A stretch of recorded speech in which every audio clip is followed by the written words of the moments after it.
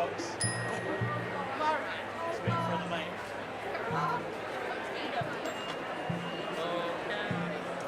No, wait, we have 8 bars beforehand. No, we have 8 more. Test. I'm sorry. Test. Strings are bad. Test. Good afternoon. Ceremonial procession, guys. Good afternoon, ladies and gentlemen.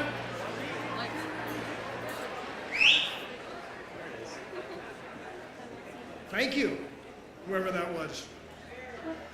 If everybody can find a seat, just a few things I need to go through with the students. But I do need to start with returning a wallet to Mr. Brian Green. Is Mr. Green here? Mr. Green? Brian Green?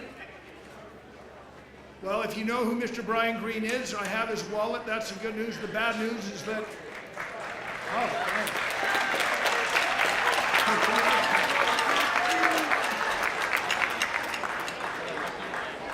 The good news is he gets his wallet back. The bad news is that he's bought the staff all their drinks later.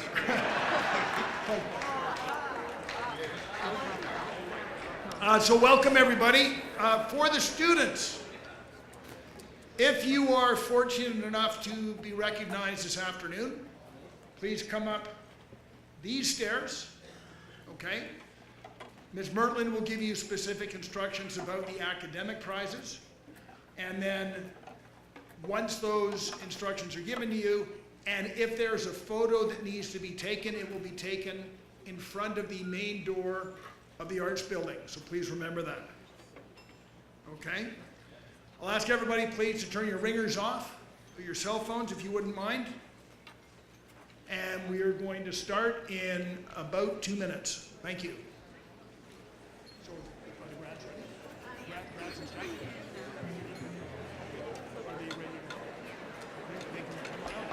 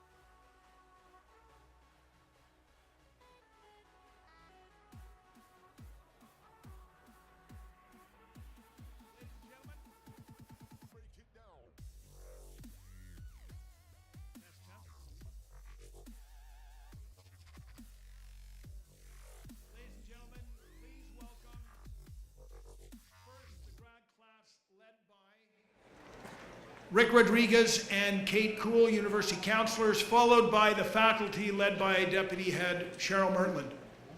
Thank you.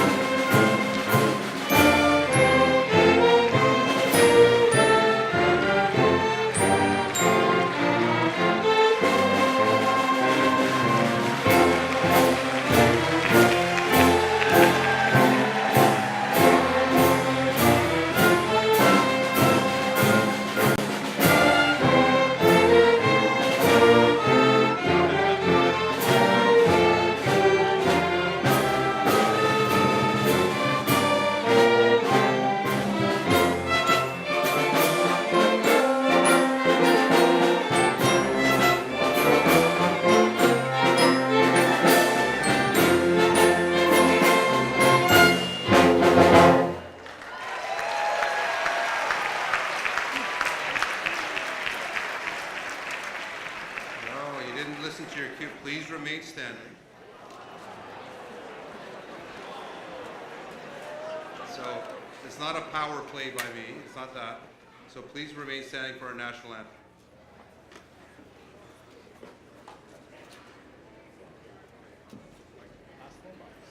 You want to? It's up to you.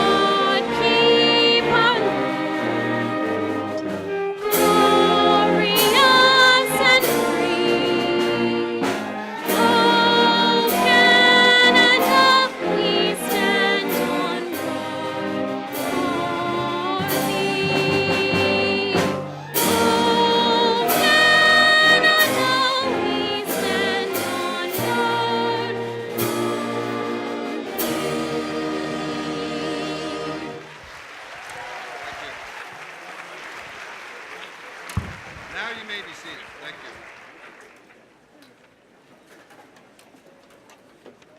Thank you to Hannah Strazen, one of our graduates today, for that rendition as well. Congratulations, Hannah. Well done.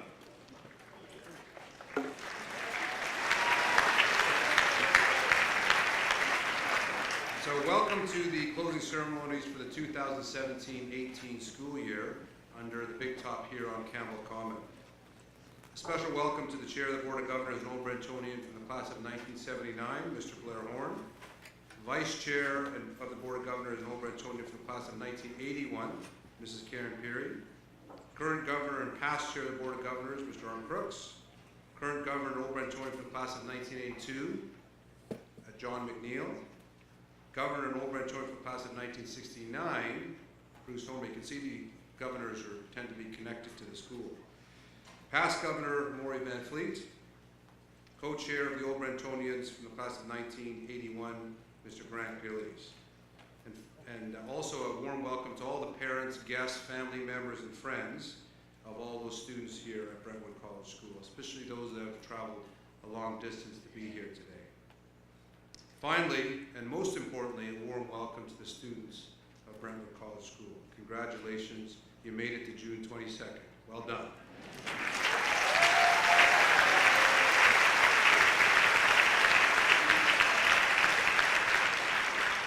I also ask you to join me in some thanks. This ceremony, this facility, the food, the laundry, and the admin that goes into this is extensive. So to our facilities team, laundry housekeeping team, admin team, IT team, food services, staff, just so many to thank, but it's not easy to put something together here, so just a round of applause for all those people.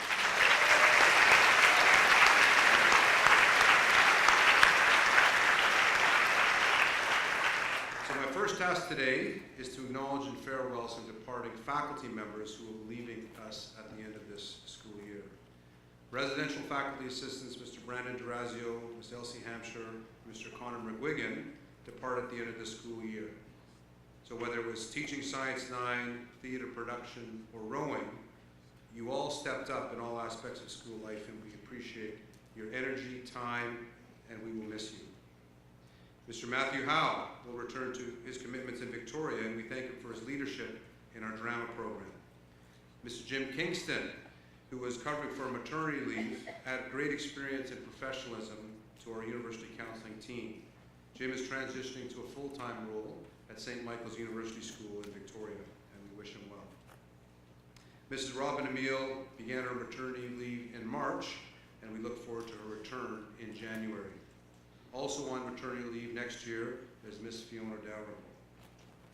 Finally, we say farewell to Mr. John Allpress, who after 38 years of service will return to the ski slopes in the interior mountains of British Columbia, where he came from.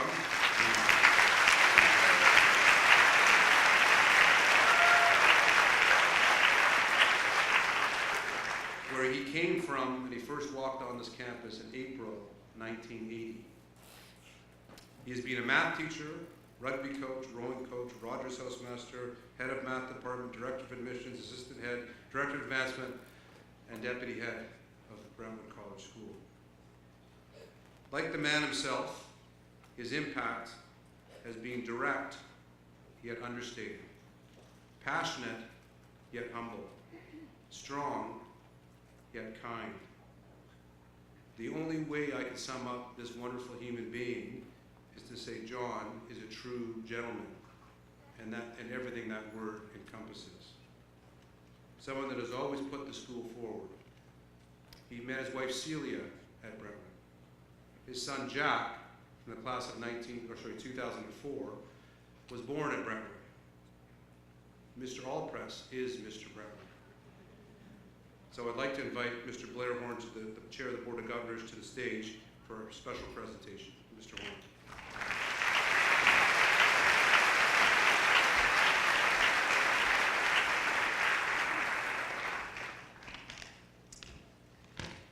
Thank you, Mr. Patel. Ladies and gentlemen, this is a very distinct privilege. I'll stop wrinkling these papers in a moment. There we are. On behalf of the Board of Directors, it's my great privilege to present the Hugh Stephen Award today to Mr. John Allpress. John, you know what this award stands for well. For the rest of the crowd, this is a unique award. There are many awards here today that the school is entirely responsible for. There is one award that the board is responsible for, and it's the Hugh Stephen Award. It was brought into being in 1980, I believe, to recognize Hugh Stephen, a departing chair of the board and a long-term member of the board, and the thought was to recognize his extraordinary service to the school. And this award has been given since, periodically, not frequently, but periodically, to those who make extraordinary contributions to the school. John, as board members, we've all known you in many different capacities: a parent, a housemaster, a colleague around the board table. However it is we've come to know you, no matter the role, it's always been a role of service. Everything you've done has been in service of this school. And without diminishing any of those roles, there is one I'd like to highlight a little bit today, and it resonates with the board and is important from a board perspective. Your past 18 years on your advancement role have been a period of campus renewal and a period of building our endowment foundation in a way that has led to the construction of facilities here, in that 18-year period, roughly $70 million worth of facilities. We've grown the endowment from a modest initial sum to a sum now that is supporting roughly 30% of the students in here in some fashion or another with financial aid so that they can pursue a Brentwood education. And John, that isn't a great deal due to your efforts and your service to the school.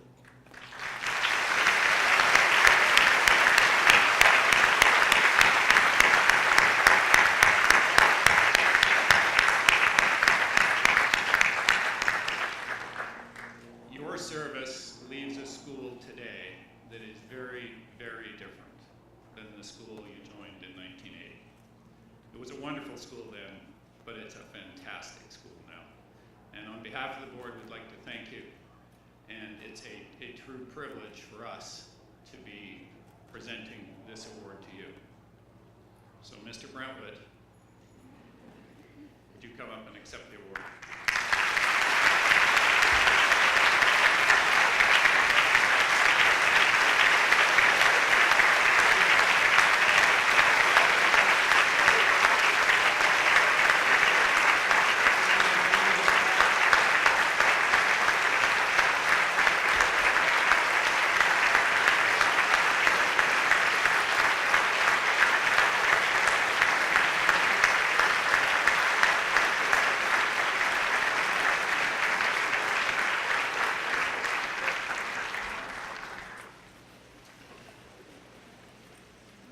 You're not done with me yet, unfortunately.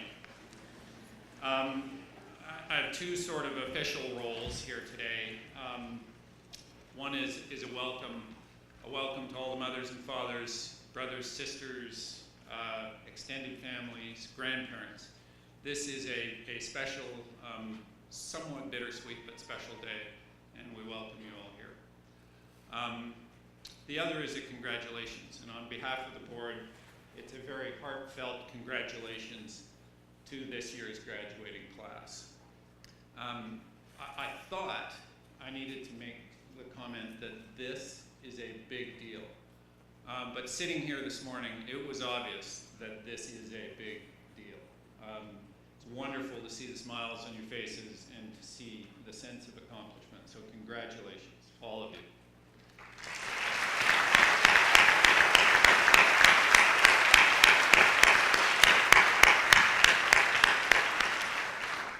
If I could, I want to take 2 minutes and make a small request. And I made this same request last year, so if some of you have heard it before, I apologize.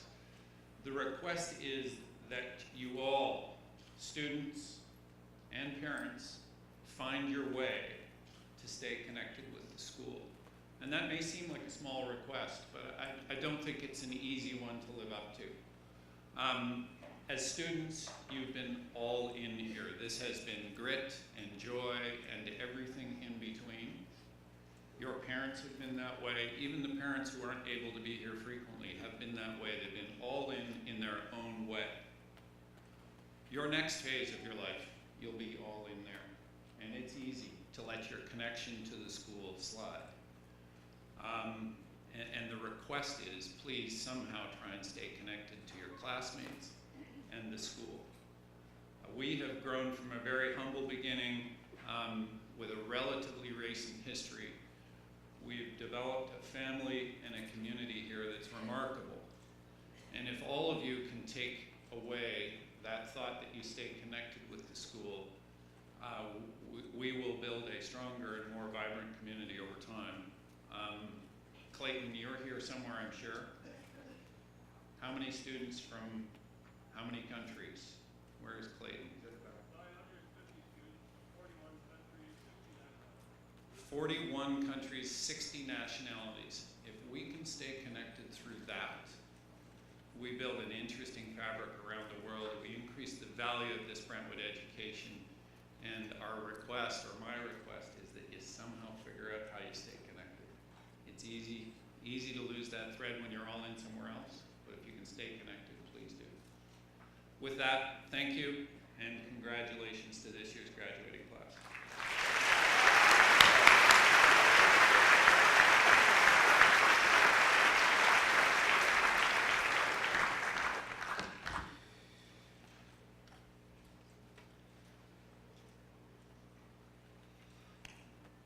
I invite to the stage now Flora Handler, the grad class president. Flora has been here for 4 years. I remember her vividly in the front row of assembly when she was in grade 9, waving at me and asking me to say her name at assembly. So Flora, this is a pretty good conclusion, don't you think? Flora Handler.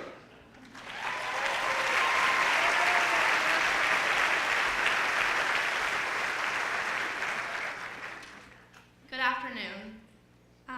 At the beginning of the year, the grad class of 2018 set a goal to establish an endowed bursary fund in our name, which would provide financial assistance to a student each year in perpetuity. Not only have we as a class worked towards achieving this goal, but 29 families of our grad class have also provided support through their annual giving donations. So I'd first just like to say thank you to everyone who helped us support our initiative. I would also like to acknowledge the other 28 grad class families that contributed to other school initiatives through their gifts to the 2017-2018 annual giving campaign. I'm incredibly proud to tell you that through our efforts, our class raised $12,000.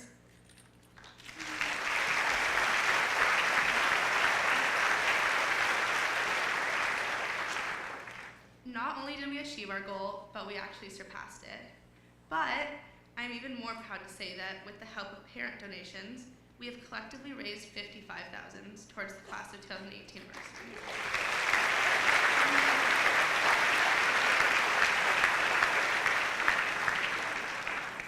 The class of 2018 invites further participation in building this fund to $100,000.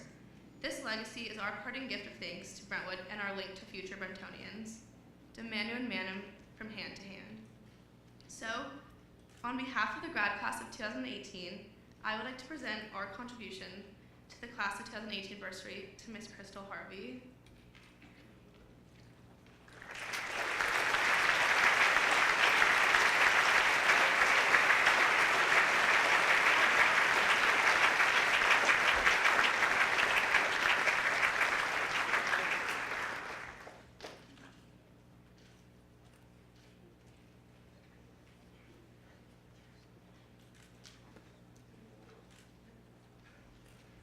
Thank you.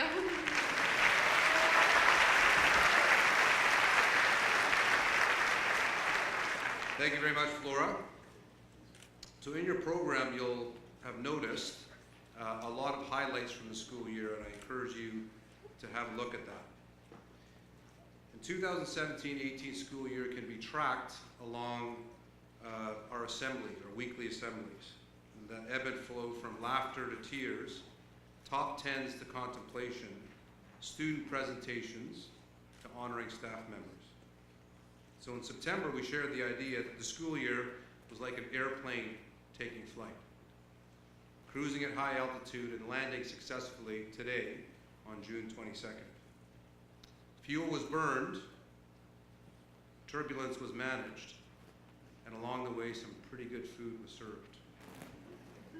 So we discussed then that it takes on average about 66 days to form a positive habit. One of my secret goals that I shared with 540 of my closest friends was to be more flexible in my mind, and then I extended it to my body.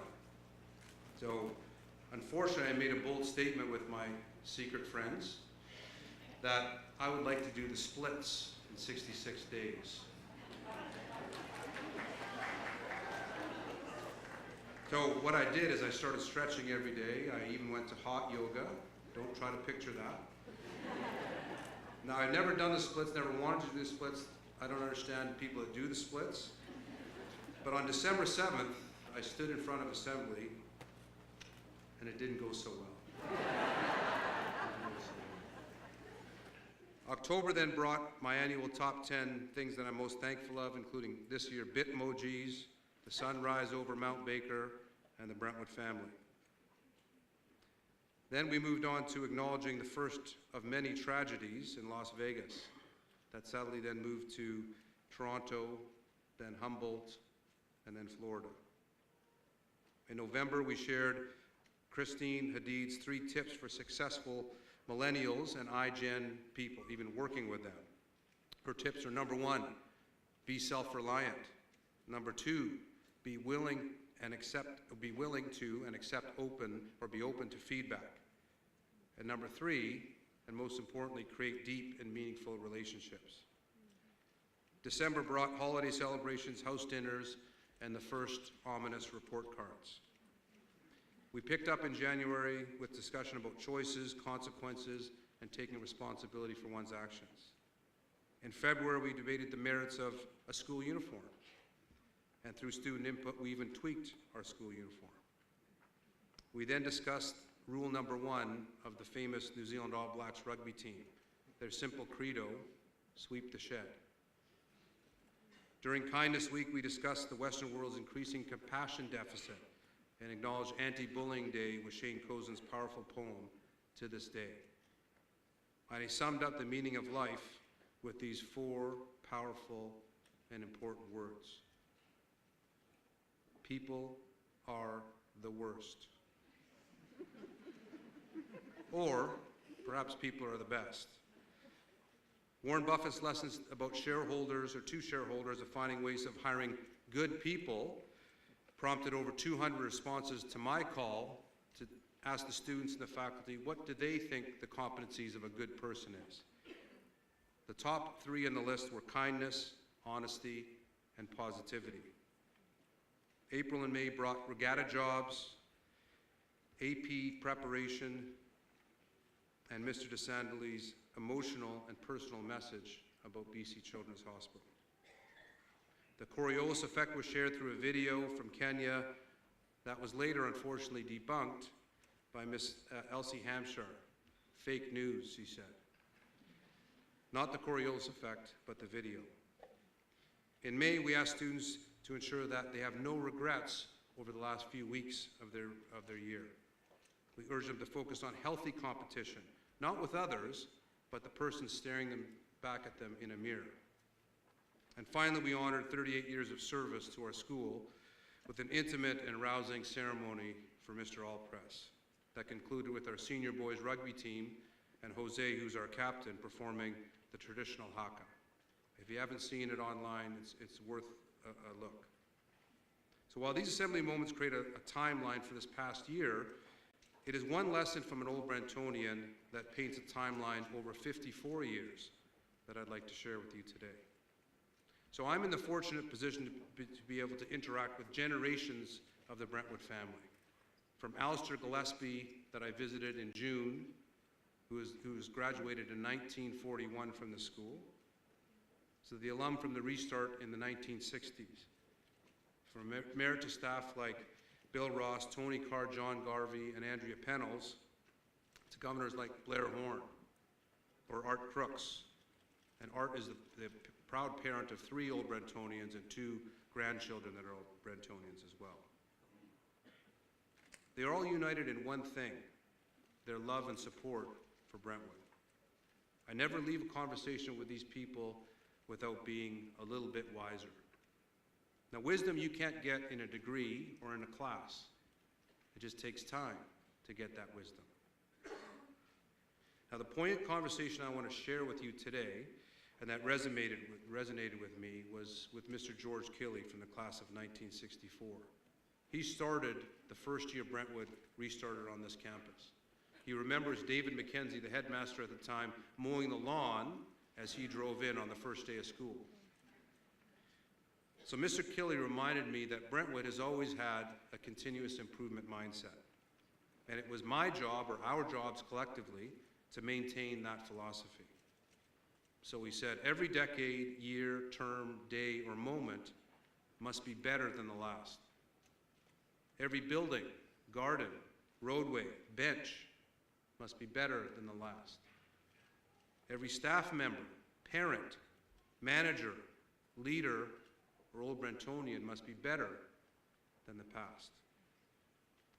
Every student, house captain, and grade 8 must be better than the last. Every generation must be better than the last. That's what progress looks like, he said. So as I walk around this campus today, I am very grateful that that mindset is very much in place. I often say that visitors arriving on our campus should feel better when they leave our campus than when they arrived. Now, given the amazing campus that we have today, our entryway is somewhat understated, and I like that.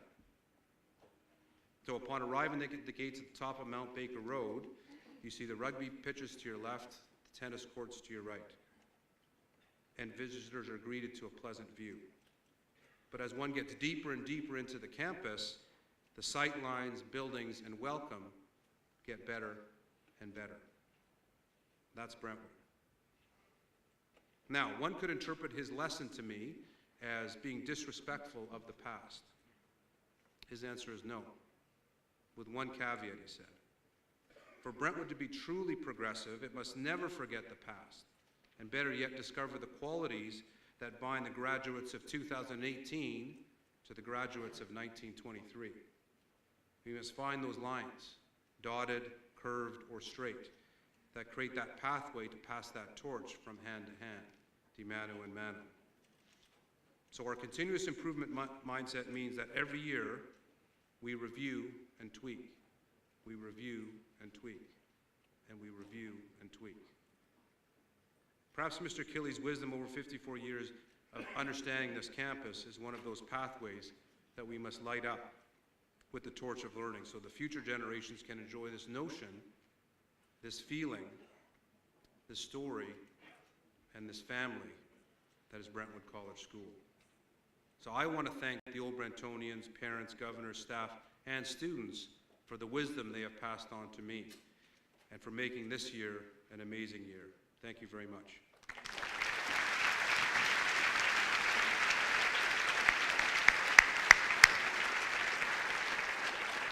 I now invite Anna Morera and Sean Griffiths to share some final thoughts about the school. They are lifers. They know what it means to move from orientation in September of 2014 to graduation today. So please welcome them to the stage.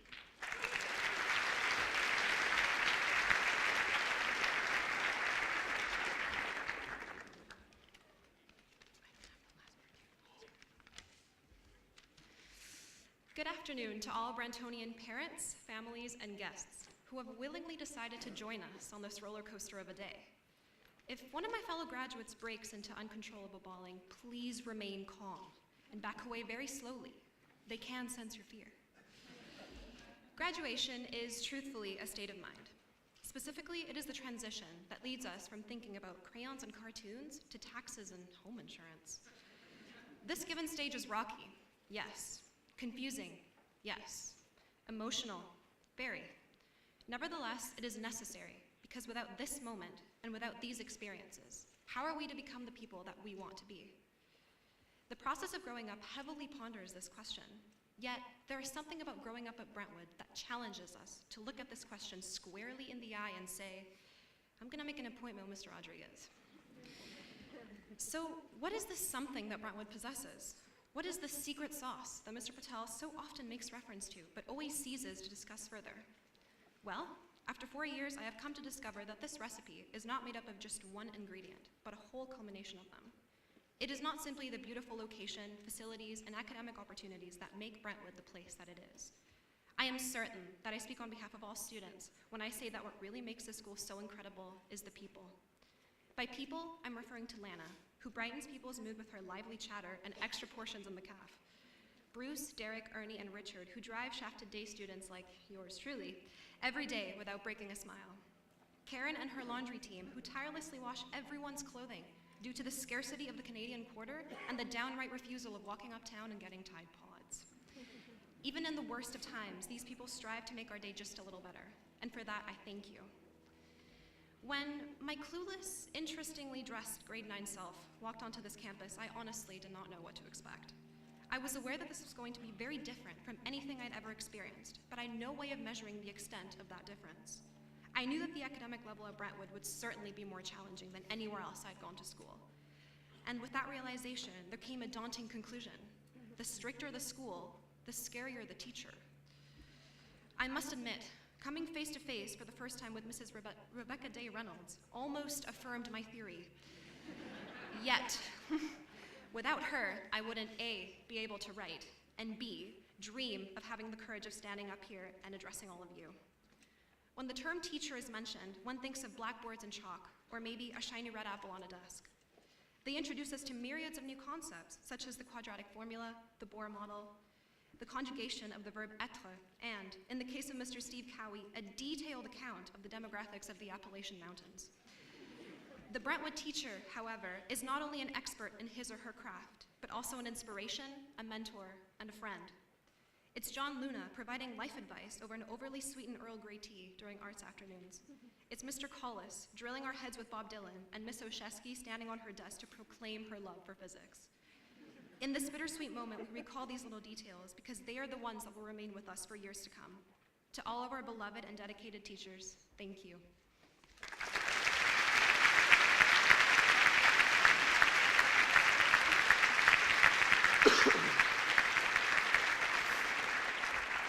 Excuse my voice, I'm a little sick right now. To our house parents, I cannot say thank you. For just a mere thank you is not enough of an acknowledgement or reward for all the work that they do for us.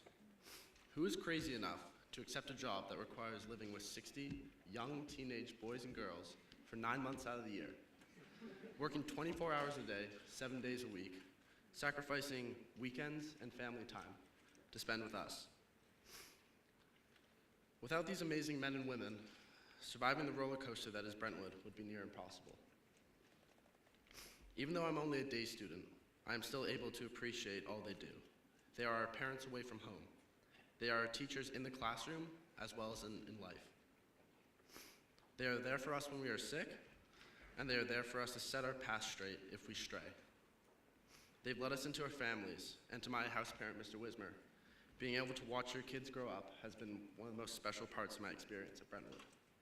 And to my other house parent, Mr. Sullivan, you've known me for 10 years, and I can say that I'm not the person I am today without your influence. So house parents, even though these 4 words barely can suffice in acknowledging all that you've done, thank you so much.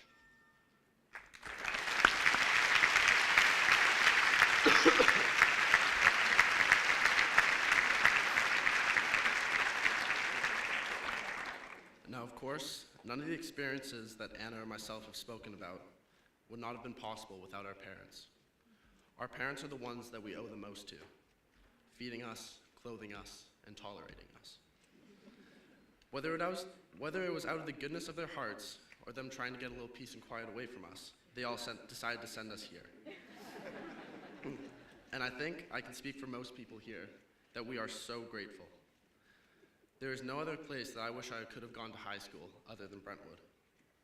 It's because our parents that the relationships and the friends that you have here today are made possible.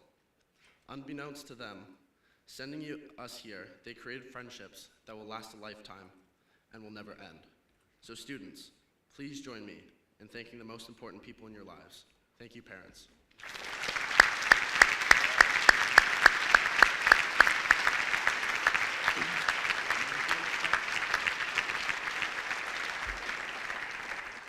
And now we have a message for each grade on behalf of the grad class. To the grade 9s, now that you've had a taste of Brentwood, I encourage you to continue to take every opportunity presented to you and that you make the next 3 years count. Next year starts the beginning of your leadership role, helping the new grade 9s settle in and show them how to be Brentonian. To the grade 10s, next year you will be grade 11s, and it will be not too long before you become grade 12s. Learn all that you can from your big brothers and sisters. Help them become the leaders you want them to be. Respect them, because shorter than you think, you will be in their position. Grade 11s, you're all now technically grade 12s. We want you to understand how fast this year will flow by, and how important it is to make every opportunity count.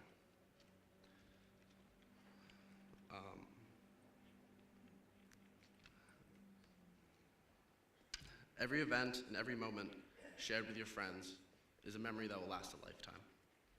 And finally, to the grade 12s, we made it. We have all reached the point in our journey where we must say our goodbyes. Even though it would be difficult for all of us to come together once more in the future, cherish the memories that we have made this year, and keep in touch. Thank you.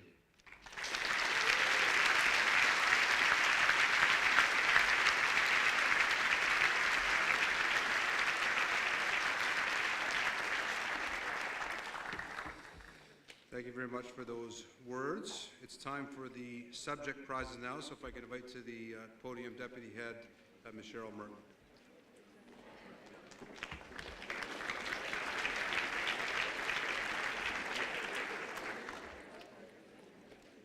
I put my glasses here earlier so that I make sure I have them and they're still here, so that's good. Good afternoon. First of all, I'm very relieved that the ceremony started at 1:30 this afternoon so that all the football fans out there would be able to pay attention and not have an earbud hooked in their ear listening to the live stream of a game from Russia. And I hope that the proceedings hold your interest so that if you were up early this morning to watch Brazil play Costa Rica, you can stay awake.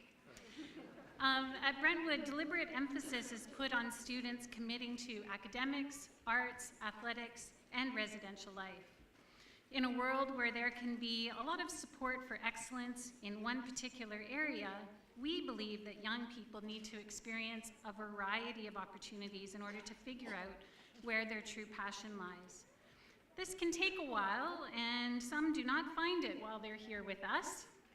But what they do find, we hope, is a spirit of innovation, solving problems, working with others, and trying new approaches. Today's celebration helps us to recognize students who have demonstrated excellence in the classroom, in studios, on the stage, on the field, in the gym, and in competition. But excellence is a difficult word to define in the world of education.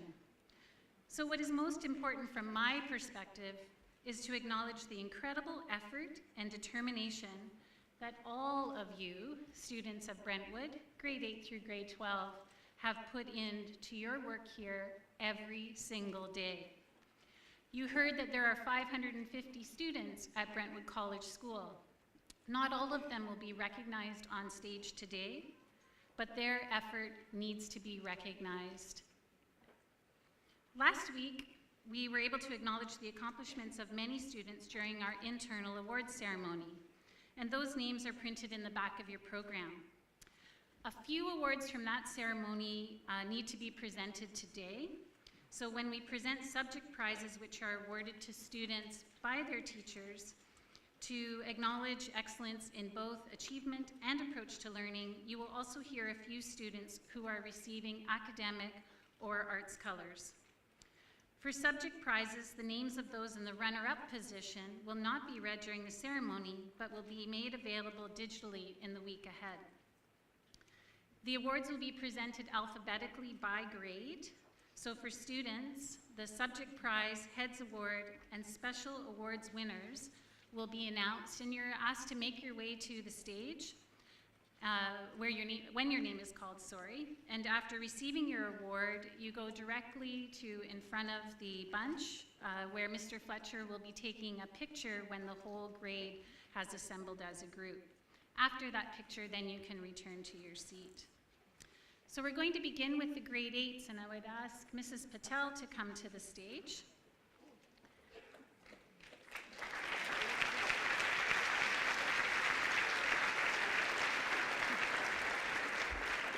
There are no heads awards at the grade 8 level, so it will be subject prizes that are presented.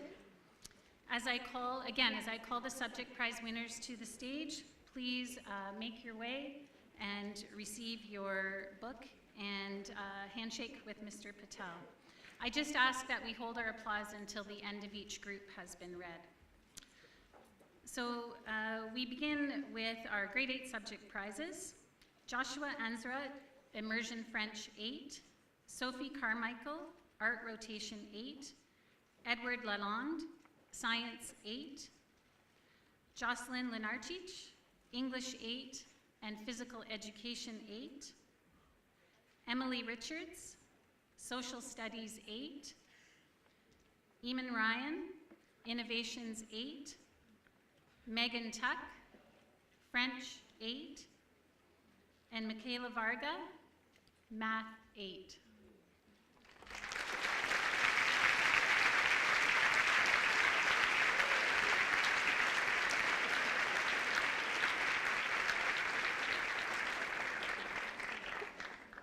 It's a long way to go from where they're sitting to the stage. This year, many events happened that brought the grade 8s together with students from the senior school. They learned about chemistry from AP Chemistry students, and some of them might have gone home to try some of the kitchen experiments that were presented to them. They learned about plant species with AP Environmental Science and First Nations reconciliation from a member of the BC First Nations class, among others. It's been a great way for them to see what may lie ahead in their studies in future courses.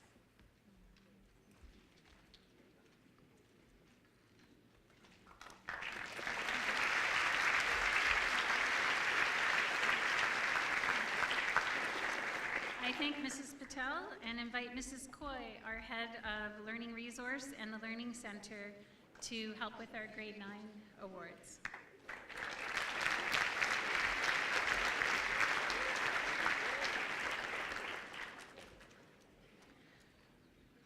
And our winners are Rohin Arun, French 9 and Social Studies 9, also Heads Academic Award and Heads Art Award.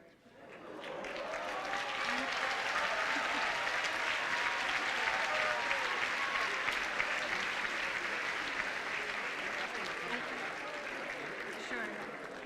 And I do know that it's tempting to applaud, but there are a lot of awards here, so we want to move through the afternoon. There is an aisleway a little closer for students, if you could make your way down that aisleway as well. Thank you. Rosin Buckley, Mandarin 11. Kate Cochran, Beginner Mandarin 9. Oh, I'm sorry. Ankit Bakshi, Heads Award Academics. Blanca Grobelar, Heads Award Arts. Sophie Hapkirk, French Immersion 9. Sorry, that aisle over there. Derek Harrison, Pre-Calculus 11, Spanish 10, and Heads Award Academics. Ari Hattori, Math 10. Nicole Little, Science 9. Eric Long, Math 9 and Spanish 9. Callum McAllister, 21st Century Studies 9 and English 9. Heads Award Academics. Jack Napier-Ganley, Heads Award Athletics.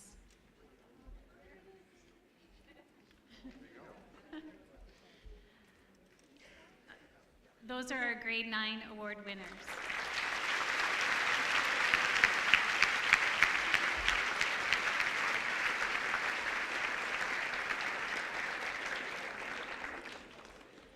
British Columbia has moved to a curriculum that encourages the exploration of big ideas and core competencies.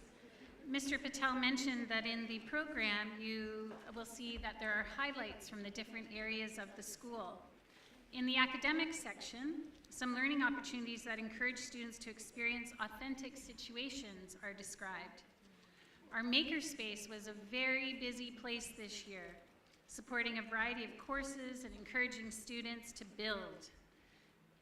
So I warn you parents, we encourage students to build. I'm not sure what that's going to look like when they go home, but they might try to fix some things for you. Now we will begin with our grade 10, so I'd like to thank Mrs. Coy and call Mr. McCarthy, our Director of Learning, to the stage to help present the awards.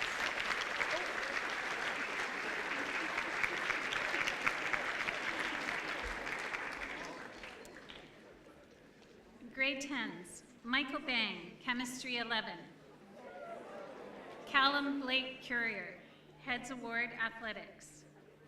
Quincy Eggert, Spanish 11. Reese Bognarukas, Heads Award Athletics. Jasleen Gruel, Heads Award Academics. Amelia Hadfield, AP Seminar 11, English 10, and French 10. Heads Award Academics, Heads Award Arts. Keaton Heisterman, Coding Robotic Applications 11, Heads Award Athletics. Hayden Khan, Mandarin 12. Ray Kondo, French 10. Yana Nirmai, Heads Award Arts. Quinn Norman, Design 11. Kiva O'Brien, Heads Award Athletics. Desola Ogunlade, Global Studies 11. Didi Olatumbusin, French 11 and Social Studies 10. Jack Peary, Mandarin 10, Marketing 11. Book Plangsiri, Biology 11. Sarah Richards, Science 10, Heads Award Academics, Heads Award Arts. Ben Rasu, Science and Ethics 11.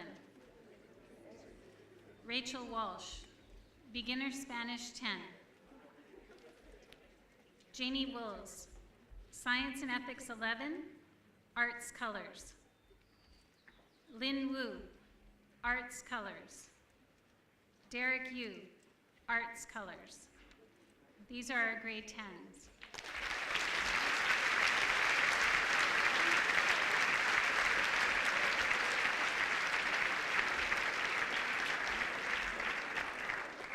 The highlights in the arts section of the program recognize some of the more prominent competitions and performances for our students. If you had the pleasure of seeing any of the completed works, whether they were hanging in the gallery, sitting on display shelves, on the stage, or in debate competitions, you could have the impression that these are easy. However, the social media postings of Mr. Patel trying many of the arts classes is a window into the reality of how difficult it all really is. It's also a window into the commitment of our students to continuous improvement to be able to produce what they did. We will now start with our grade 11s, thanking Mr. McCarthy and asking Mrs. Emile to come to the stage. She is the head of Social Studies Department.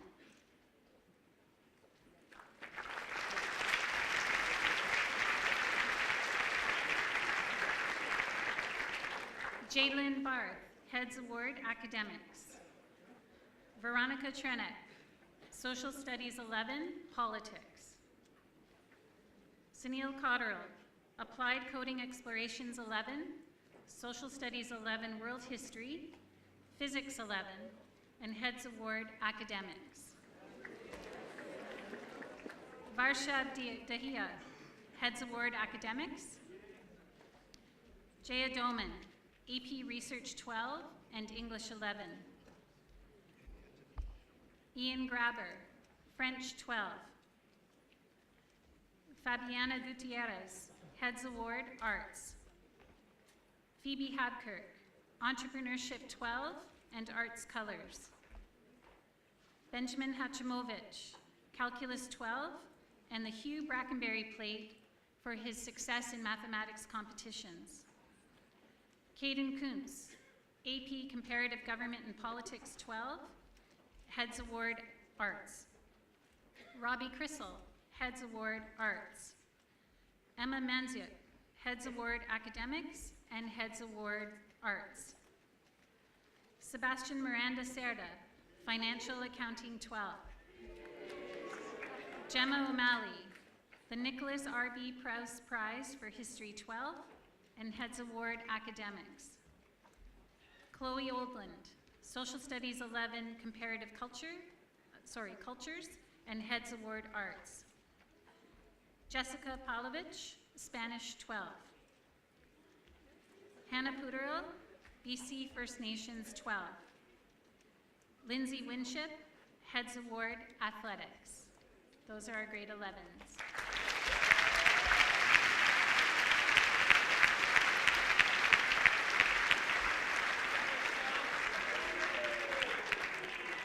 Our values of grit and joy are no more public than in our athletics.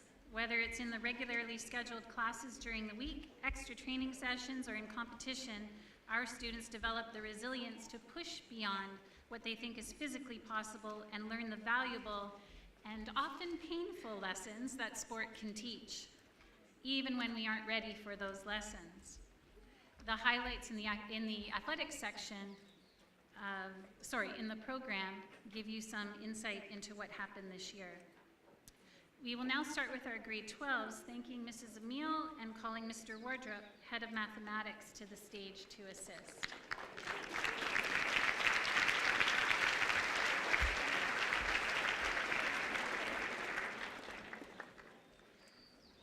Aaron Barry Dillon, Geology 12. Oliver Bontkus, AP Human Geography 12 and Foundations of Math 12 and Heads Award Academics. Julia Broccoli, Heads Award Academics and Heads Award Arts. Kayla Butcher, Heads Award Academics. Bruno Chan, Heads Award Athletics. Glory Chima, AP Psychology 12, Heads Award Academics and Heads Award Arts. Crawford Crooks, AP Art History 12 and the Bruce Tate Award for Physics 12, Heads Award Academics and Heads Award Arts. Ali Davis, Arts Colors. Alyssa DeLuca, Geography 12. John Edson, Law 12 and Heads Award Arts. Vivian Fang, AP Macroeconomics 12 and Heads Award Arts. Griffin Faugner-Ruckus, Heads Award Athletics.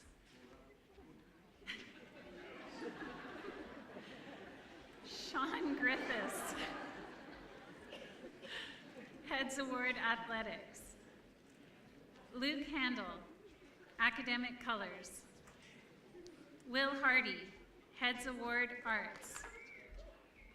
Chenoa Hansinger, Environmental Science 12, AP Environmental Science 12. Carter Krasny, Arts Colors. Cara LaBelle, Pre-Calculus 12, Jerry Pennell's Prize for Biology 12, Ruth Bull Prize for Literature 12, Heads Award Academics and Heads Award Arts. Jonathan McDonald, Heads Award Arts. Maggie McNeil, the Bronze Service Award and Heads Award Arts. Ron Manosuti, AP Computer Science Principles 12. Nicholas Mitchell, Heads Award Athletics. Anna Morera, the Judith Mason Award for AP Studio Art 12 and Heads Award Academics. Kieran Nelson, Academic Colors. Olamide Olatunbison, Chemistry 12, and Media also is awarded the Rame Award for a student continuing their studies in engineering. The Heads Award Academics, Heads Award Arts, and Heads Award Athletics.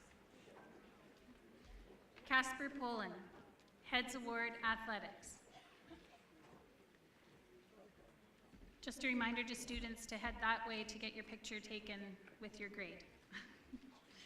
Hannah Richards, Writing 12, Heads Award Academics, and Heads Award Arts. Julia Schack, the Jerry Pennell's Prize for Biology 12, Heads Award Academics, and Heads Award Arts. Mason Shadlock, Geography 12. Christopher Sidewalker, Arts Colors.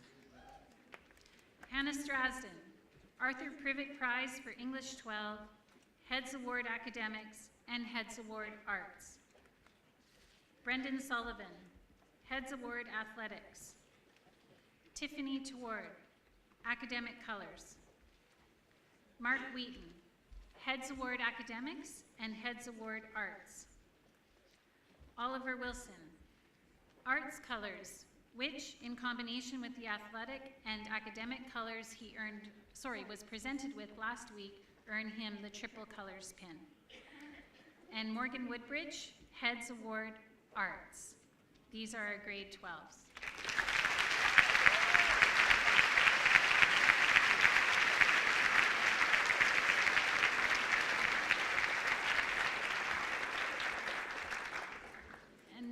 Publicly, I would like to thank Mr. Wardrop for not only his help today, but also for the work he has done in his role as head of department for mathematics. He's stepping down this year, and Mr. Prokopchuk will take over the role in the coming school year.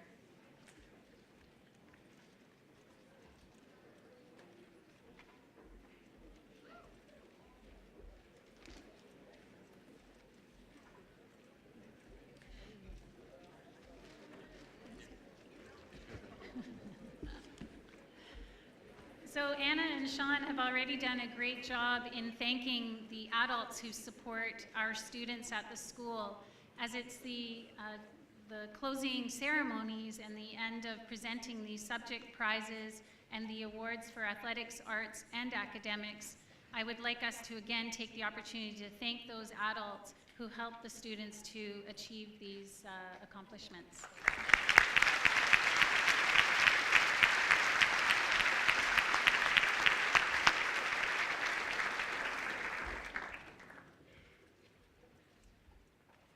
Hello again.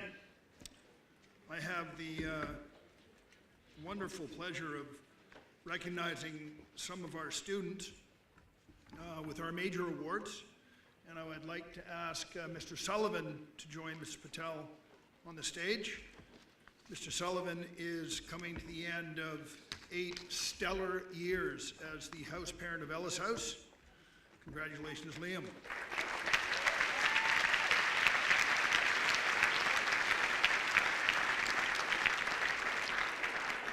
Major awards are funny things because, in fact, there's probably 5 or 6 students in every grade that would be worthy recipients. And I want to emphasize that although we're recognizing a few today, we also have to acknowledge that the students that may not be winning awards today but have improved their average, for example, from 70% to 85 or 90% over the course of the school year, are equally deserving. So I'd like you to recognize the effort that all of the students have put in this year in their schoolwork as well as their other activities.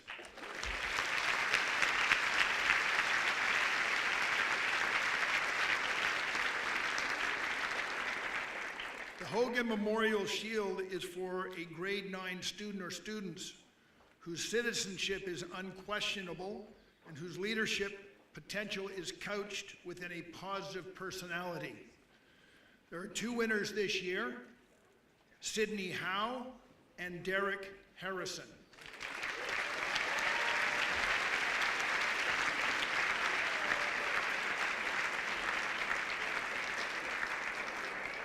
Sydney is what we call here at Brentwood all in and has brought a positive, determined, and fun-loving attitude to everything she does.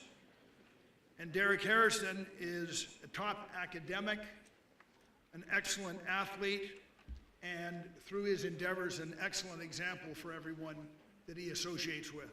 Well done.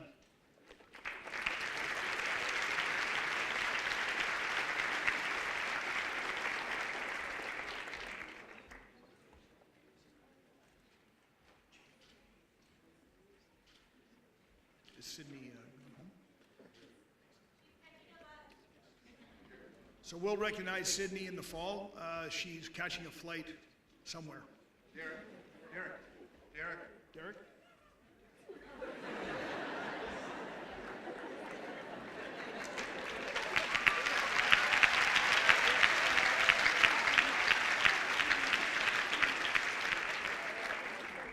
For a guy that won a grade 11 AP Calc prize, he's not too smart, is he?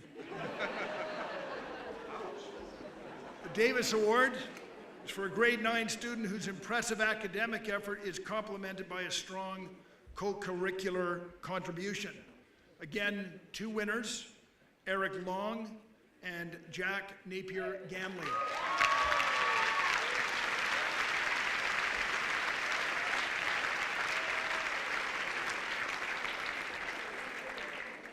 Eric is also an outstanding academic, a musician, and an athlete, and he's embraced our broad-based program. Jack Napier-Ganley is also well-rounded and contributes positively to the tripartite program with both enthusiasm and passion. Well done, boys.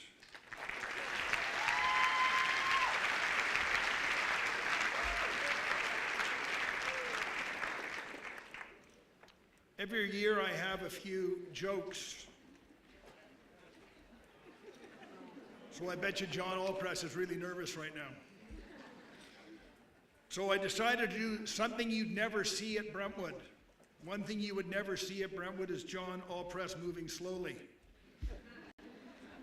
The Brentwood Trophy is for a grade 10 student or students with an outstanding degree of selflessness indicated by a strong desire to serve the community and the school as a whole.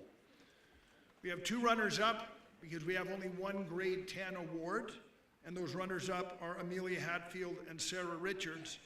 The winners are Callum Blake Courier and Didi Olatambosa.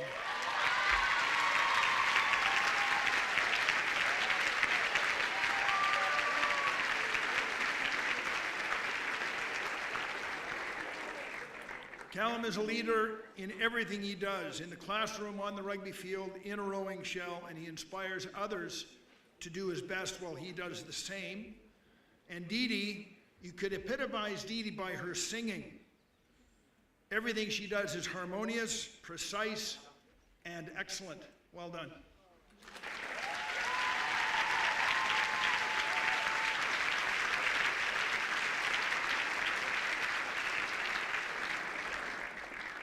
The Mackenzie Award is for the superior academic student in the junior school. The runner-up is Jasleen Gruel with an academic average of 94.67. And the winner is Sarah Richards with an academic average of 95.5.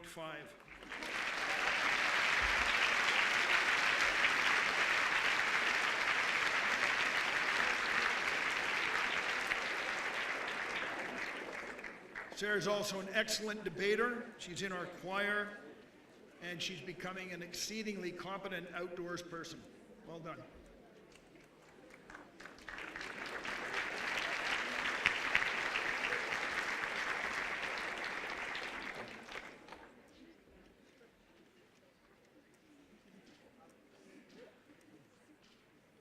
The Eaton Family Award is for a grade 11 student or students who shows integrity, initiative, and an appreciation for the opportunities provided by the Brentwood Tripartite Program. We have 2 winners this year, Jacob Bossi and Lulu Jama.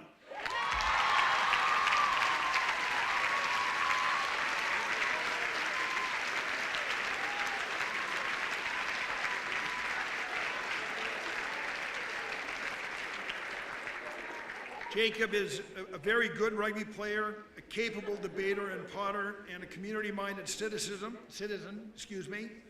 who's enjoyed a terrific year. And Lulu lives and breathes kindness and humor.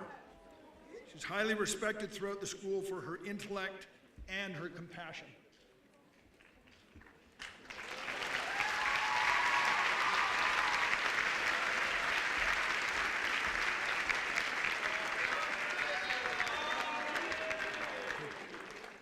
Another thing you'll never see at Brentwood, the Richards girls looking concerned about their schoolwork. The Kathleen Bryan Memorial Award is for a graduate who, in response to Brentwood, ultimately demonstrates that close, meaningful relationships form the basis for personal growth and development. Runner-up is Daniel Mueller, and we have 2 winners, Aidan Martin and Sophia Galban Patterson.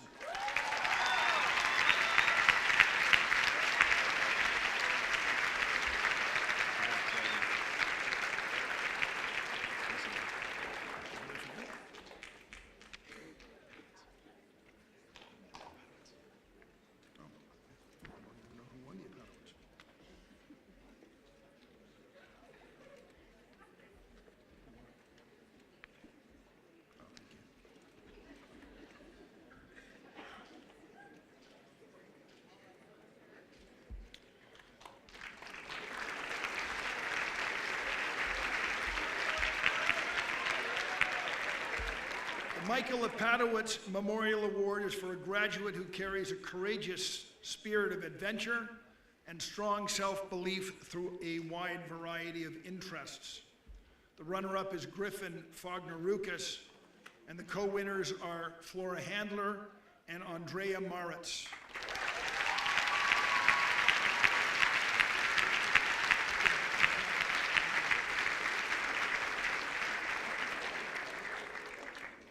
Flora's been an outstanding captain of our grad class, or president of our grad class, showing great initiative. And Andrea has been an outstanding house captain, admired by everyone within her realm. Well done.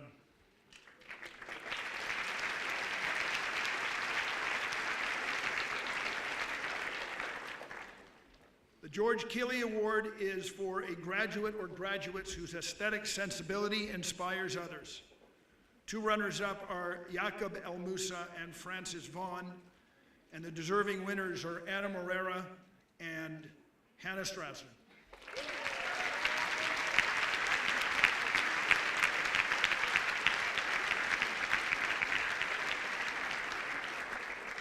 Anna showed poise in her leadership as the assistant head of arts this year, and Hannah has graced the stage as both a dancer and as the lead in our musical. Both are outstanding students as well.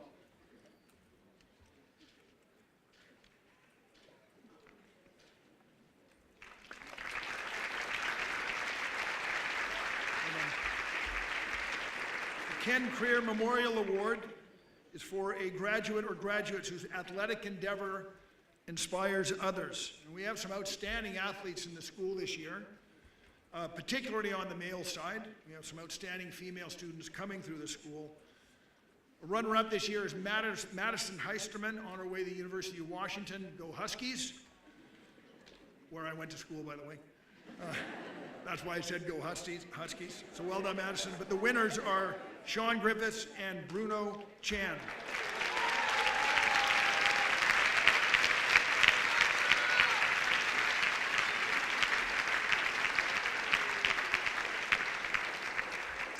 Sean has been a multi-sport athlete throughout his career here, and you may not know he's also a nationally ranked javelin thrower. He'll be going to UBC to pursue that particular discipline, and Bruno has anchored 2 provincial basketball championship teams, and basketball is his second sport. He's also an outstanding soccer player. Well done, boys.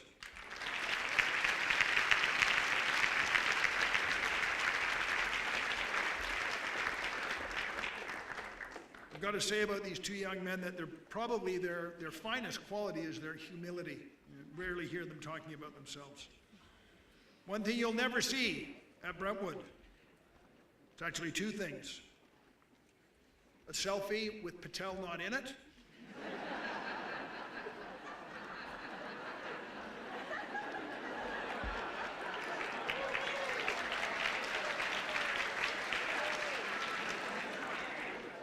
and he already stole my thunder, but you'll never see Bud Patel do the splits. The Callan Family Award is awarded to 2 graduates who are loyal, enthusiastic, buoyant citizens, caring for the community and keen to do well academically, athletically, and artistically. The 2 winners this year are Dylan Campbell and Rebecca Sanders.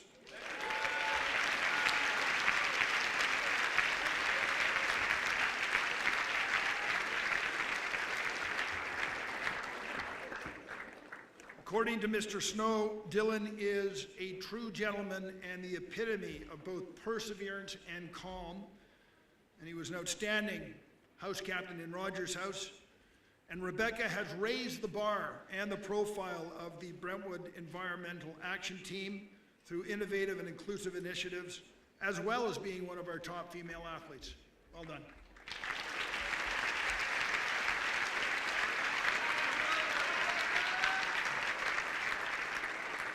The final award I have the pleasure of presenting is the Bruce M. Hicks Public Service Award, presented for a student who, through his or her action, has done most to ameliorate the conditions of disadvantaged individuals or group, as outlined in the Canadian Charter of Rights and Freedoms. The runner-up is Hannah Richards. The very deserving winner is Sarah Labonte.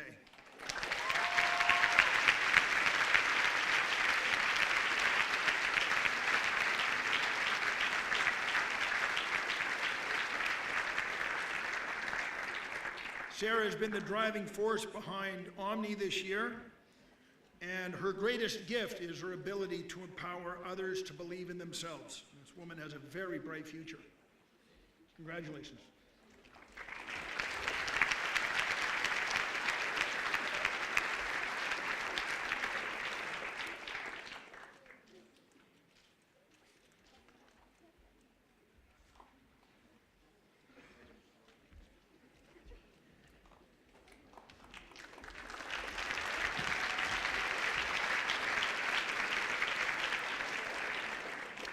I'm going off script. What can they do? Fire me?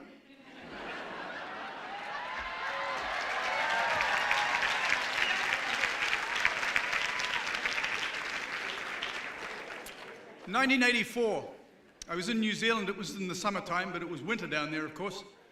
And I had 20 of our Brentwood kids down there skiing. And one night about 1 o'clock in the morning, Rory Carr, who'd been my house captain a few years earlier, and I went down. In New Zealand, you don't drive up to ski areas, you hike up to them, and you hike down. And we went down to watch a race. It was the Olympics at the time, and New Zealand was going to win the gold medal. And I can tell you I was not the only New Zealander up that night.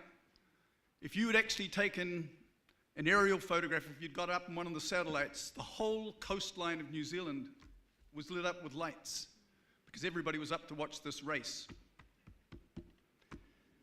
But Canada had a quiet secret there that they'd been working on, and they came out of the blocks and surprised New Zealand, and in fact New Zealand was so flustered by it that I don't think they even medaled. But I'd like to bring the stroke man of that Canadian 8 to the stage, please, to help me with these awards. Our chair of the board, Blair Horn.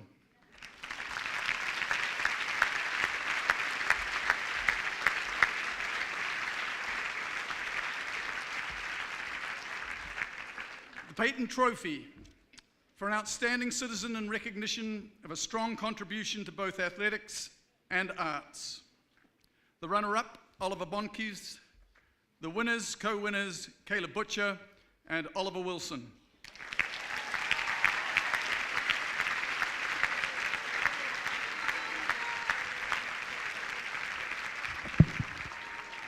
Kayla from Mill Bay, heading to UBC for engineering, has her athletic colours in field hockey, captain of the field hockey team, and in the senior girls soccer team. She has her art colours for contributing to pottery and musical theatre. Oliver from Mill Bay, heading to UVic for engineering, athletic colours, silver medalist in the CSSRA championships in the boys 8, a lead role in the musical, an outstanding jazz musician, and a fine leader of this school. Both Kayla and Oliver have triple colours.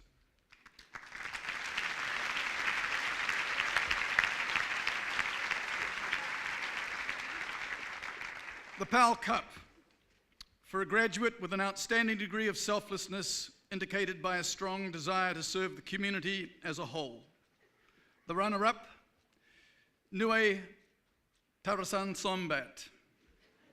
The winners, Megan Adams and Vivian Fung.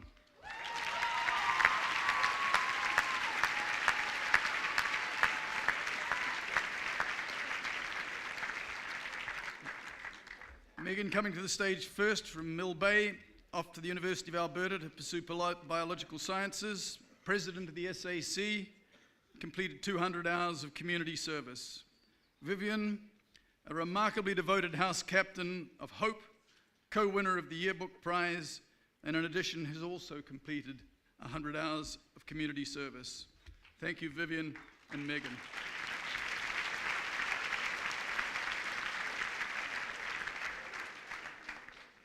Ladies and gentlemen, the top 10 students of this class of 2018 have a mark average in excess of 95%. And I should explain to you that that comes from their English mark and then their top 5 academic subjects.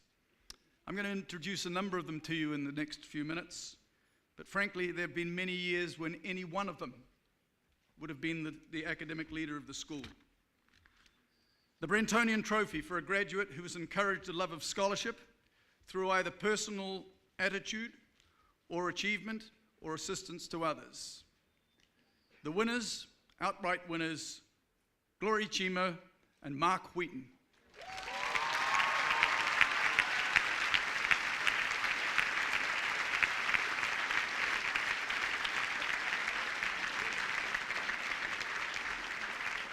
Glory from Saudi Arabia, proceeding to McGill, to the Faculty of Arts, co-winner of the Yearbook Prize, captain of the guitar ensemble, and she's carrying a 96.7% average. Mark Wheaton from Saskatoon is following his brothers to UBC into the engineering school. He's captain of Ellis House, co-captain of pottery, captain of squash, and in addition has a 95.83% average.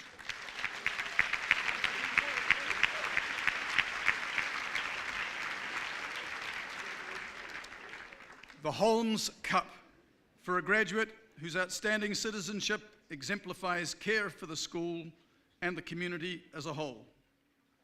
The winner, Hannah Richards.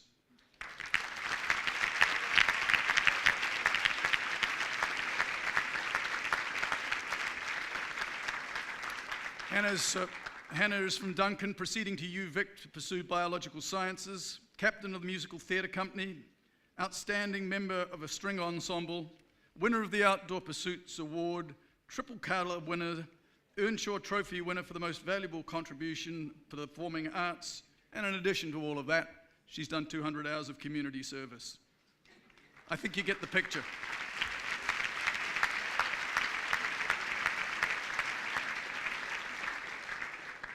Congratulations, Hannah.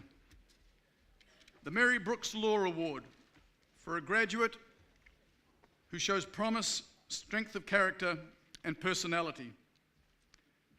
The winners, John Edson and Will Hardy.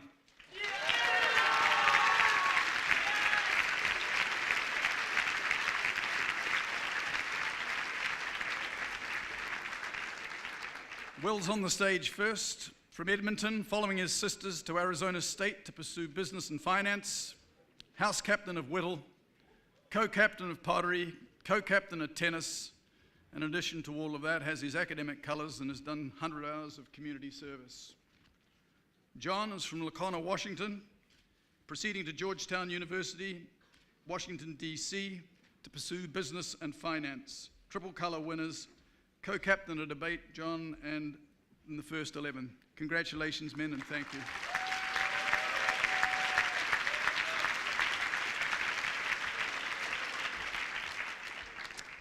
The Butchart Trophy.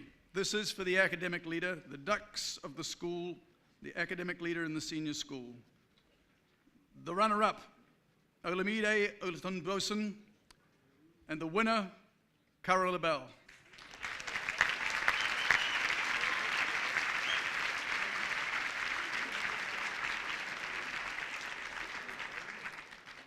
Kara has an unbelievable 99.33% average.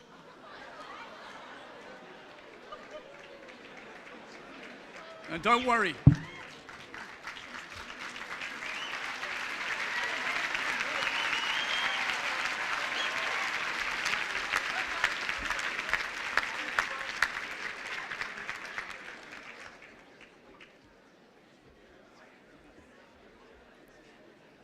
Sometimes we have the picture, you know, of these academic types who can achieve marks like that. I mean, come on, Hugh. How many people can get 99.33%?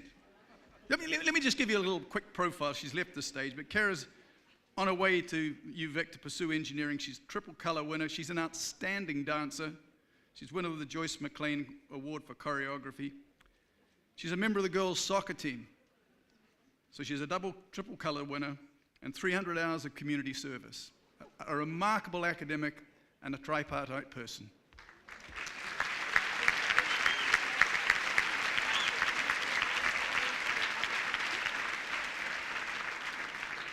The Andrea Pennells Cup for a graduate who exemplifies empathy, compassion, and optimism as a global citizen, steward, and leader of integrity.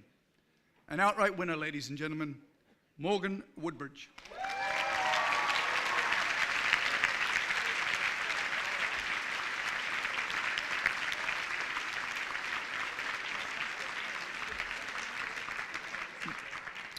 Morgan's from the Napa Valley, on her way to George Washington University to pursue international affairs and politics, a triple colour winner, co-captain of debate, captain of the girls' soccer team, and she has amassed 300 hours of community service. Thank you, Morgan.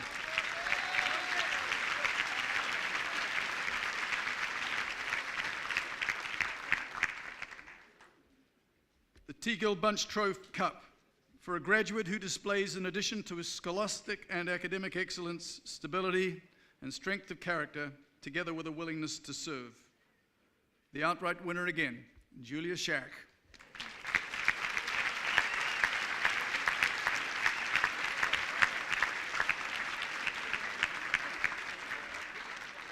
Julia is from Salt Spring Island, proceeding to Queens to pursue life sciences. She's the Assistant Head Prefect Academics, co-winner of the Old Brentonian Rose Bowl for outstanding performance in dance. She too has completed 300 hours of community service and has a 96.5% average.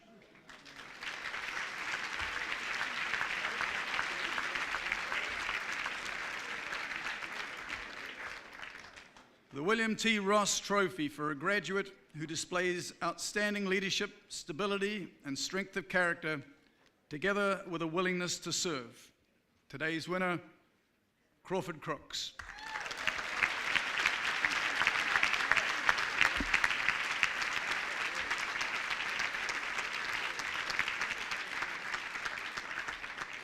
Crawford is from Fairfield, Connecticut. He's proceeding to Dartmouth to pursue engineering. He's the Assistant Head Prefect, Co-Assistant Head Prefect Academics.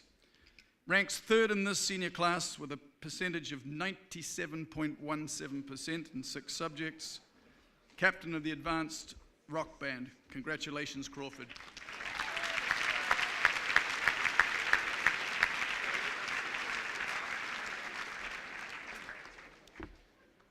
And finally, ladies and gentlemen, the oldest trophy in the cabinet was first awarded when the school started in 1923.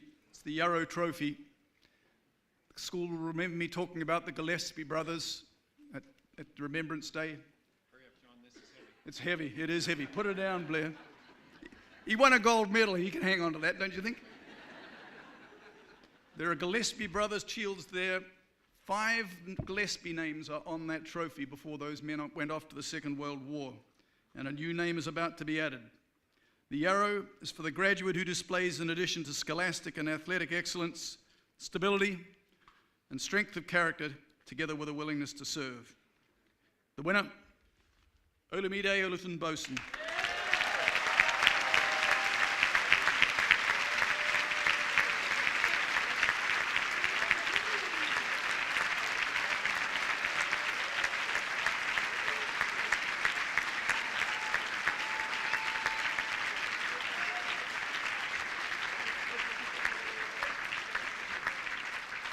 Ladies and gentlemen, this man is a force.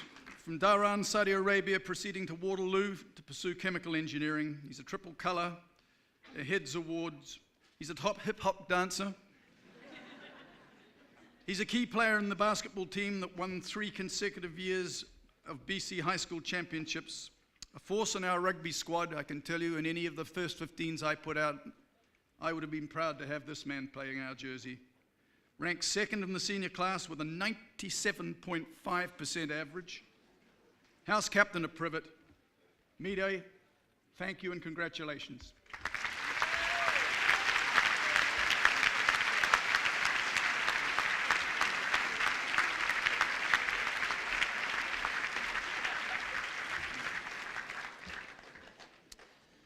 Thank you very much, Mr. Allpress, and yes, I can still fire you.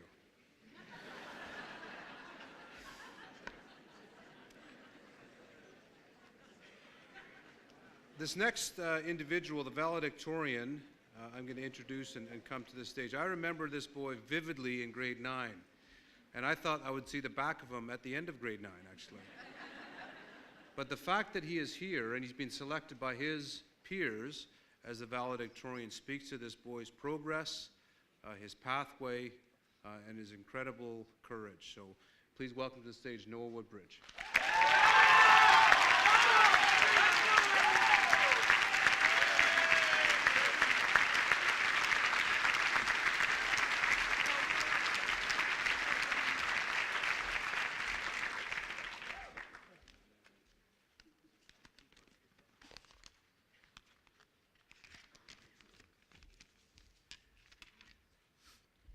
Parents, faculty, and staff. Time is a valuable thing, a peculiar thing. It moves us, drives us this way and that way through the maze that is life. In times, we feel thankful for it. blessed because of its mercy. And then there's the fear towards it. The feeling that you're being beaten down and pulled in a direction that doesn't seem to make sense. But I've always felt that it is at the end of our time where the nonsensical begins to make sense, where the unanswerable questions so suddenly become answerable. When I first arrived at Brentwood, the thought of staying in one place frightened me, and many nights it would bring me to tears. For many years I questioned why that happened, and it is only until now that I have been able to find the answer. At the time, I didn't realize how much of a home Brentwood would become to me, how soon I would find the same comfort in my bed here as my bed at home, how the strangers I met on my first day would soon become greater friends to me than I had ever known. There is something very special about this place, but something even more special in the people that I've shared it with. Like many of us, I have always struggled with the question as to what makes something truly special. It was only until I met these people that I knew I had found the answer. There is something special about finding the abnormalities in people they feel the need to hide from others. And the abnormality in how much Will Hardy smiles is something I found particularly special. Almost as special as the bond between Mr. Patel and his beloved dog PJ. And almost as unique as the mathematical genius that is Mr. Warner. But nowhere as frightening as the speed that dwells within Treasure and Niki while on the rugby pitch. It is the unordinary circumstances in one's life that makes life so memorable. And I can assure you now that my time and experience with these people has been nothing less than out of the ordinary. And whether it be the late night talks, the confusing forced walks, or persecution because of your mixed matched socks, we all share the same love for the unordinary, which has seemingly become the ordinary during our time at the school, but more importantly, our time together. It has been through the influence of my peers that I have learned to enjoy the little things in life, the things that many people often overlook. Whether that be an extra hour of sleep that aids you in waking up feeling human rather than alien, or the simple joy of rushing to class late only to find that Mr. Neufeld will be arriving even later than you. I think my peers and I can all agree that the knowledge and otherworldly insights that lies within Mr. Luna's brain is everything except small. It is as vast as space and as timeless as infinity. Almost as timeless as the savagely long blocks our precious brains have been subject to. And in the words of Mr. McPherson, you are the guinea pigs. While on the topic of experiments, I feel as though we have to acknowledge that we are a part of one just as much as our parents are. They sent their children away to a strange land with strange people and even stranger customs. All of the memories that we have made at the school could not have been possible without the daring souls of the parents that sent us here. And for that, I am truly grateful. And without the steady hand and patience that lies within Calvin Chua's mom, I could not make the handcrafted dumplings that I can make today. And for that, I am truly thankful. And finally, if it weren't for the presence of the people that sit to my left and to my right, I would not and could not have become the person that I am today. Whether it be good or bad, that's up to you to decide.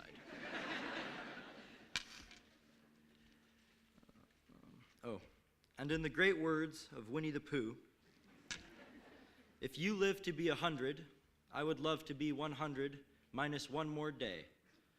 So I never have to live without all of you. Thank you.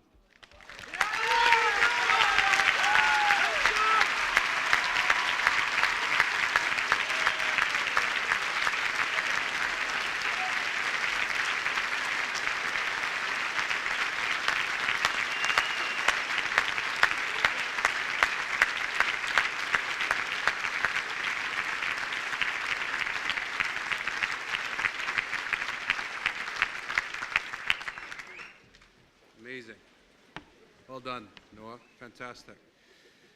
The penultimate trophy to be given out, or message, I guess, to be given out today, is the Interhouse Trophy. So if I can invite Miss Sarah Hall to the stage. Oh, okay, so Miss Hall.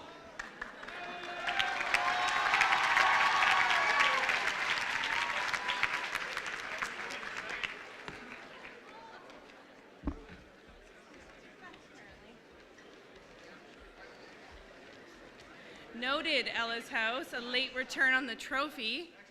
Almost worth a point deduction. Good afternoon.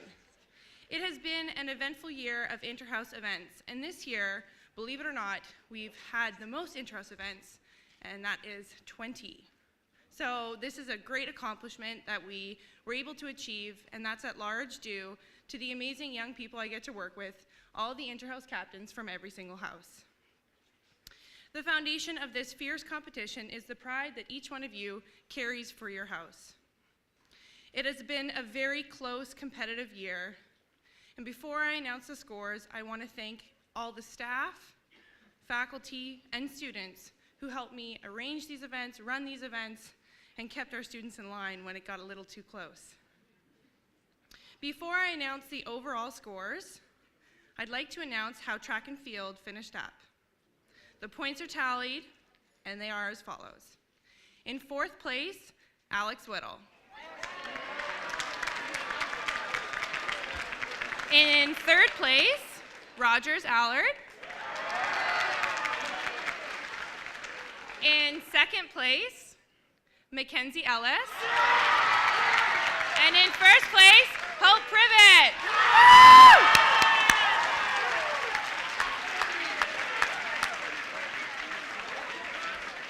An interesting turn of events.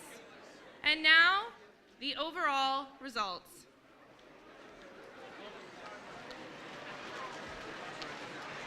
House captain, and then interhouse captains come up? Okay.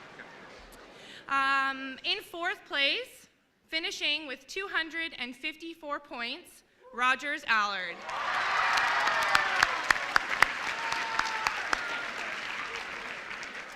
In 3rd place, finishing with 278 points, Alex Whittle.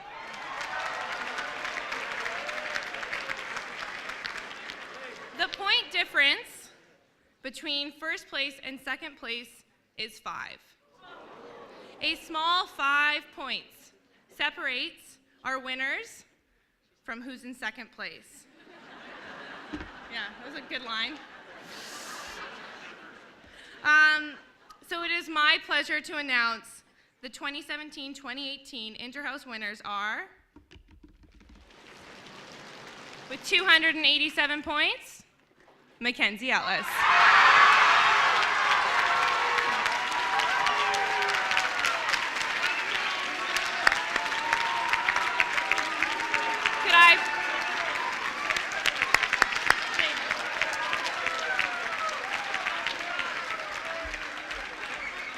Well done to Hope and Privet for finishing with 282 points in 2nd place. I would like to thank our interhouse captains from Ellis House, Brendan Sullivan and Griffin Faulkner-Ruckus, and from Mackenzie House, Amber Gaskell.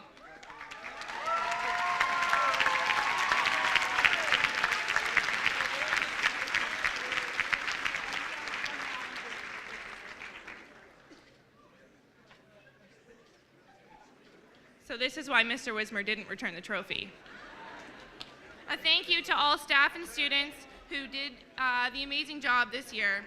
I look forward to the year ahead and wish everyone good luck in 2018-2019 for a fresh start. Thank you.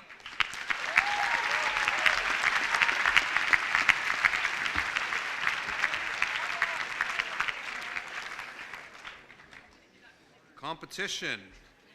Interesting. We live in an age where there's not a lot of competition, so clearly it doesn't really impact this school that much. So I invite next year's SEC to join me on the stage. Or excuse me, this year's, sorry, next year's is coming. This year's SEC on stage. As they come to the stage, I want to thank them for their leadership, their service, and their ability to have the courage to challenge things that we do at the school. So please join me in thanking this group.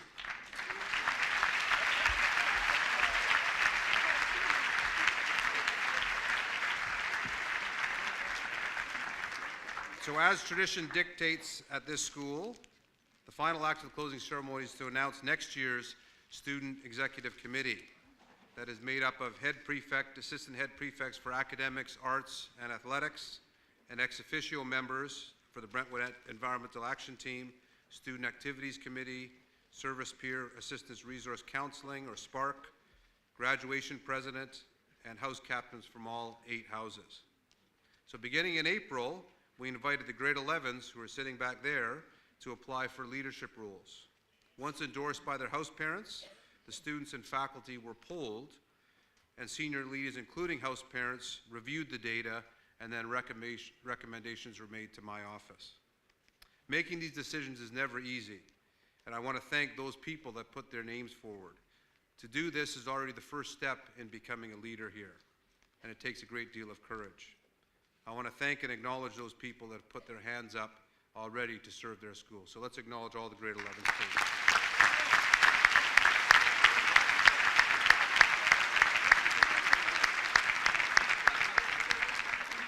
So at this time, I'm honored to announce next year's SEC members.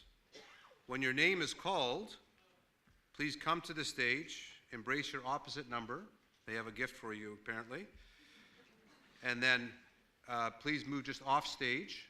If you can take your opposite number, so the grad president, you just take them off stage. Is that okay? Yeah, that one? You okay? Yeah, I'm okay. Okay, good. Sorry, just dump me out a little bit. A quick reminder before I begin the announcements. So all major award winners, those ones at the end, Mr. Sullivan and Mr. Horn gave out. Please go to I think we're going to go over there, Mr. Fletcher. Where's Mr. Fletcher? We're going to go over there for pictures afterwards. And likewise, the SEC members from this year and the SEC members from next year, please go over there for pictures, please. Okay? Got that one too. After those pictures, please return your trophies, the major award winners, to the staff room in the Ross building. Any questions? Excellent. So, 2018-19, we'll start with the beat. Rebecca, if you could step forward. Next year's beat captain is Haley Fear.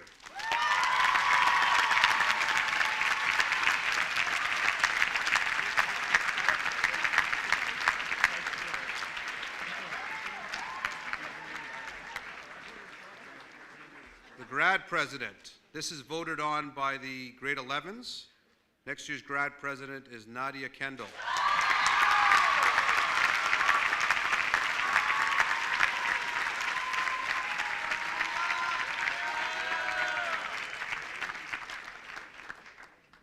Can I ask those people when they move off stage maybe come to this side, because we're going to go that way, please. So Haley, come this way. Rebecca, come this way. That's okay.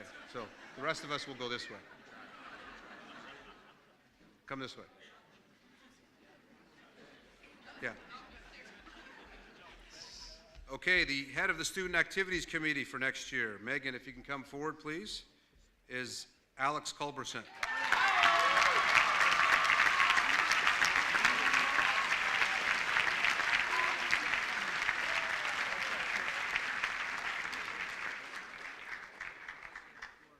The head of SPARC, Morgan, if you could step forward, please. Head of SPARC for next year is Marquita Zolman.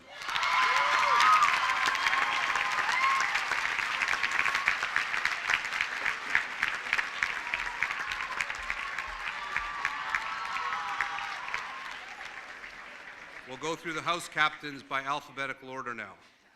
So we'll start with Alex House. So Aiden, if you could step forward. Alex House captain for next year is Willamine Poland.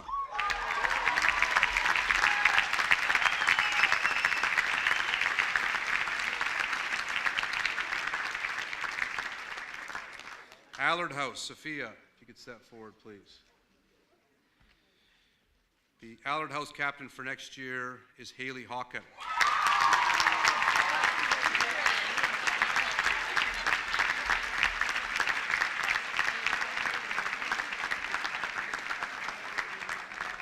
Ellis House, Mark Wheaton, if you could step forward, please. Ellis House captain for next year is Sebastian Miranda.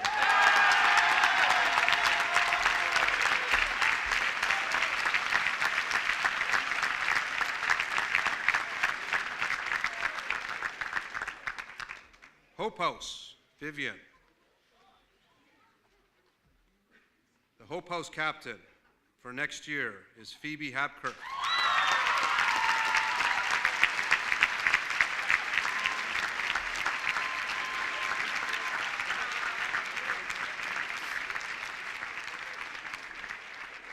Mackenzie House, Andrea. The Mackenzie House captain for 2018-19 is Maya Hodges.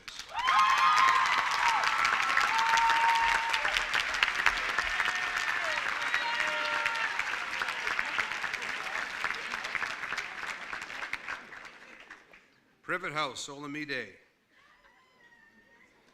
Privet House captain for 2018-19 is Ben McDonald.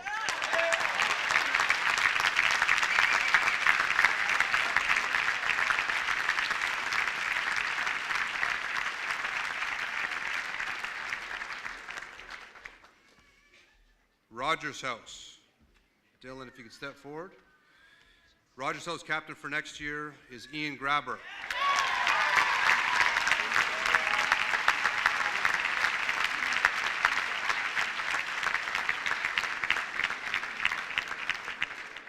Whittle House, Will Hardy. Whittle House captain for next year is Abdullah Hamawala. I know. He's not here. So, and sadly for Abdullah, he's not here. He had to leave this morning, so we'll present him with his trophy next time. Thanks, Will. Assistant head prefects now. Firstly, for arts, Anna, if you could step forward, please. Next year's assistant head prefect for arts is Maria Rousseau.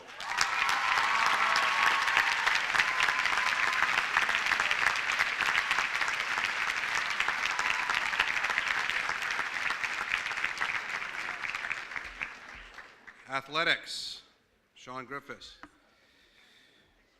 Next year's assistant head prefect for athletics is Jacob Bossy.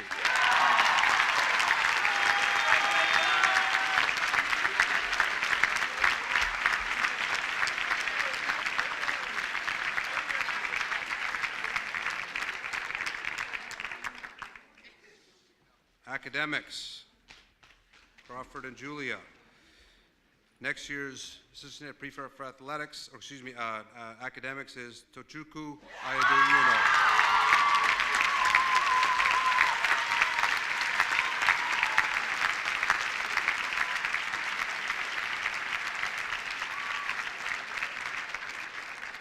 And finally, head prefect, Oliver. Head prefect for next year and our leader for next year is Lulu Jama.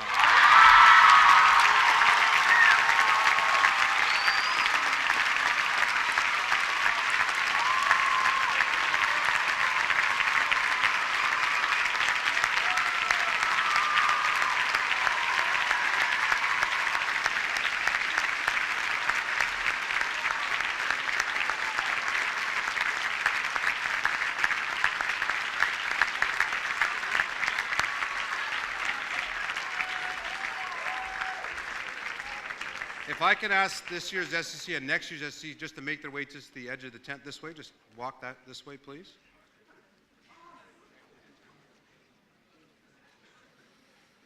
So as a reminder, all major school winners of awards and next year's SCC are asked to meet just over here for some pictures, some final pictures as well.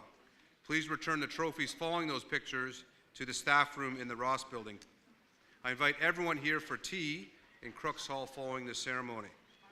As head of school, it is my sadness in some ways, but I'm sure the elation to the students to officially close the 2017-18 school year. So to conclude this ceremony, please be upstanding with the departure of the graduates, followed by the faculty. Have a great summer.